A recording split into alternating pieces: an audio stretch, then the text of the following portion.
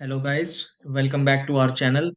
If your Apple Watch is supposed to work with Verizon Cellular but refuses to connect, it can feel frustrating especially when you expect calls, messages or data to work without your phone nearby. Sometimes the watch shows no cellular signal at all, while other times the connection appears for a moment and then disappears again. A situation like this can happen because of setup interruptions, plan syncing delays, network settings, or temporary connection problems between devices and Verizon service. Before assuming something major is happening, there are a few simple things worth checking because many cellular issues can improve after quick adjustments.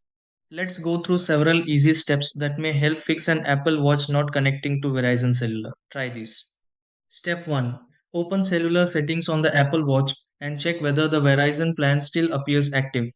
Step 2. Keep the Apple Watch close to the iPhone for a moment to refresh the connection between both devices. Step 3. Turn cellular off and back on through the Apple Watch settings to refresh the network signal. Step 4. Restart the Apple Watch if the cellular connection still does not appear normally. Step 5. Open the Watch app connected to the Apple Watch and review Verizon Cellular setup details.